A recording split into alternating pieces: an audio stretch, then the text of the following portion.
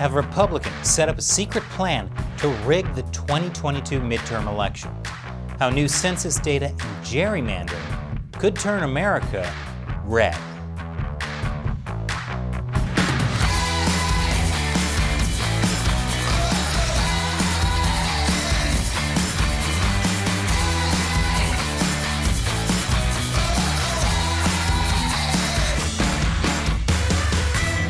Welcome to America Uncovered. I'm Chris Chappell. Before we begin, be warned. YouTube has been secretly unsubscribing people from the show and not notifying others about new episodes. So make sure you're still subscribed, hit that like button, it helps with the algorithms, and be sure to check back every Tuesday, Wednesday, Thursday, and Saturday for new episodes. So with that out of the way, let's begin. The 2022 midterms are fast approaching. Will Republicans defeat Democrats to take control of the House and Senate? Or will Democrats maintain their hold on the federal government? Well, Republicans have a trick up their sleeves that just might get them the election. And it all has to do with the census. Wait, don't click away. It's actually really interesting.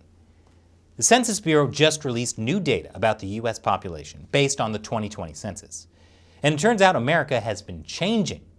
The country is more diverse than ever, and the white population is shrinking. I mean, not around the waist, but you get the idea. The census happens once a decade, and when it does, it shakes the very fabric of our democracy. Here's Dr. Ron Jarman, acting director of the U.S. Census Bureau, on why the census is so epic. Don't click away! The constitutional purpose of the census is congressional apportionment, which is the process of distributing the memberships or seats in the U.S. House of Representatives amongst the states every 10 years in a way that is proportional to each state's population. Since 1941, the law has specified that the method of equal proportions will be used to assign House seats to the states. Thanks, Ron. That was thrilling. So the census essentially determines how many congressional representatives each state will get. And with a heated midterm coming up, the consequences could be dire. Take it away, Ron. Overall, the effect of the official 2020 census population counts on congressional apportionment is a shift of... Okay, Ron, you know what? I'll take it from here. 6 states are getting an extra seat in the House of Representatives. Those are Colorado, Florida, Montana, North Carolina, and Oregon. And Texas is getting 2 extra seats. Meanwhile, 7 states are losing a seat. Those are California, Illinois, Michigan, New York, Ohio, Pennsylvania, and West Virginia. But that's just the beginning. Within a state, congressional lines are redrawn every time there's a new census, based on the new population data. And this effectively decides whether Democrats or Republicans will win seats in Congress. Let me show you how. Here's a fictional state. Let's call it Florida. It's divided between Democrats and Republicans. Now, if you drew congressional lines like this, Democrats would win all 5 districts. But what if you drew the congressional lines like this? Then 3 districts go to Republican and only 2 to Democrats. What I just did was called gerrymandering. It's a centuries-old practice.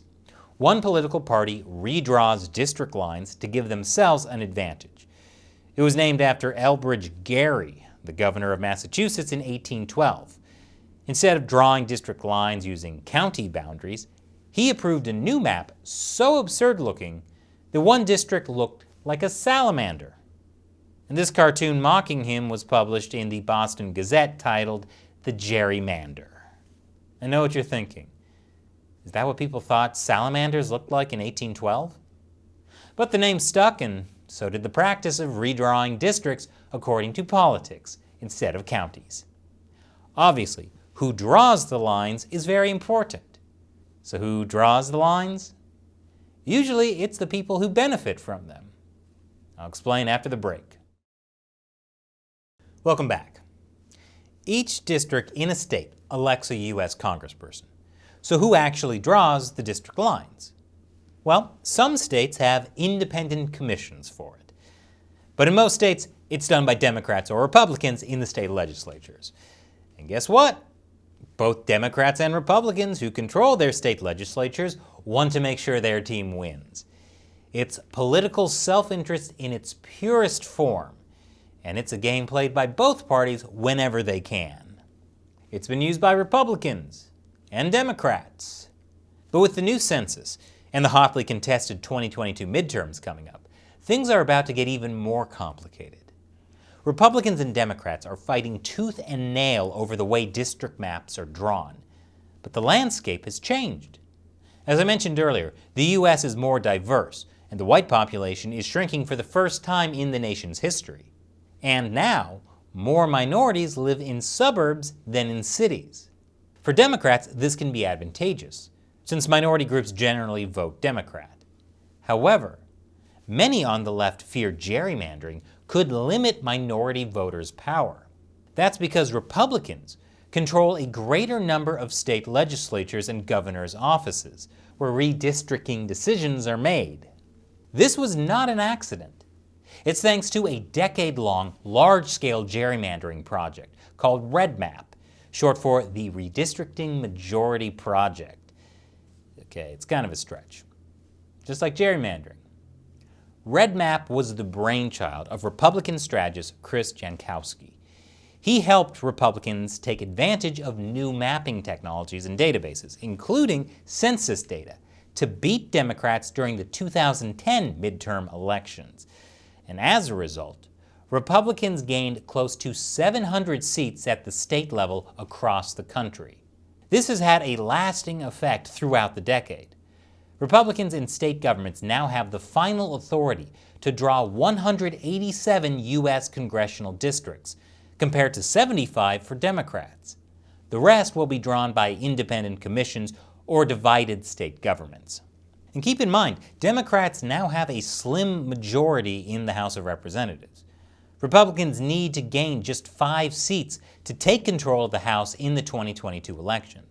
They could do this just by creatively gerrymandering 4 southern states: Florida, Georgia, North Carolina, and Texas. Those 4 states have roughly a fifth of the House of Representatives, and their populations are growing, which could give them even more House seats in the future. This is all while strongholds for the Democrats, like New York, shrink. I mean, why would anyone want to leave New York? Obviously, Democrats aren't happy. To stop Republicans from taking advantage of gerrymandering, Democrats aim to pass a voting rights bill called the For the People Act.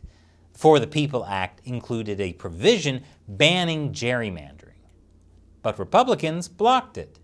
Now, Democrats are scrambling to cut Republican redistricting advantages by filing lawsuits against district maps. Lawsuits have worked in the past to redraw gerrymandered maps, like in Pennsylvania and North Carolina. In fact, according to the executive director of the National Republican Redistricting Trust, if it wasn't for lawsuits that were brought in Pennsylvania and North Carolina and Florida, Republicans would be in the majority today. But court challenges can take years. Meanwhile, successful redistricting can give either party an edge that lasts through several election cycles. But there's another thing that Democrats have to worry about, which I'll explain after the break. Welcome back. It's not just gerrymandering itself that could make it hard for Democrats to hold on to power in Congress. They're also running out of time.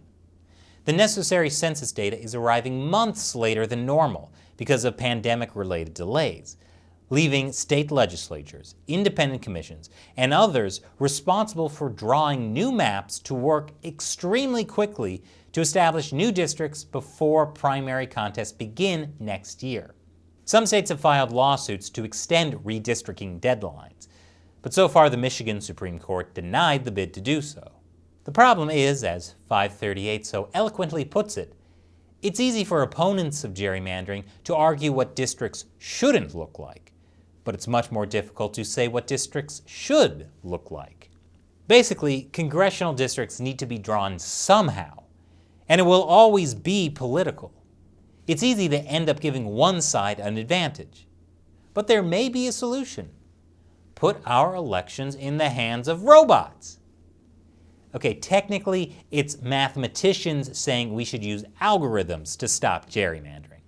Yes, algorithms are a great idea and never get anything wrong. In theory, algorithms would draw up fair maps of congressional districts and compare those to what state legislators are proposing and flag any gerrymandering. But of course, what the algorithms considered fair is still up to the people who program them.